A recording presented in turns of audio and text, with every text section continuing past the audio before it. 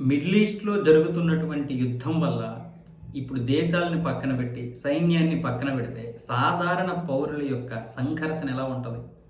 ఒకవైపు బాంబులు మోత, మరొక వైపు భూమి కంపించడం, చివరికి మానసిక ఒత్తిడి, పిల్లల్ని ఎక్కడ కోల్పోతామని తల్లిదండ్రులు ఎక్కడ చనిపోతారని పిల్లలు మానసిక వేదనతో క్షణక్షణం ఒక యుగంలాగా బ్రతకాల్సినటువంటి పరిస్థితి.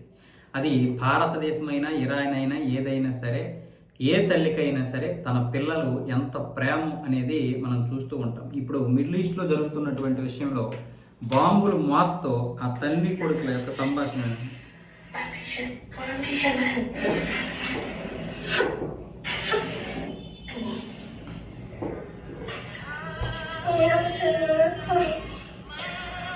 فکر کنم یه دونه دیگه هم داره میاد.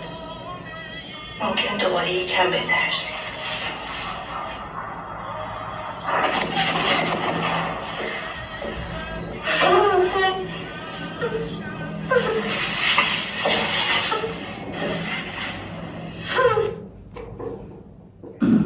నీకు నేనున్నాను కన్నా నువ్వేం భయపడకు అని ఆ కొడుక్కి చెబుతోంది. ఎక్కడైనా సరే కుటుంబంలో ఏ బాధ అయినా ఒకలాగే ఉంటుంది.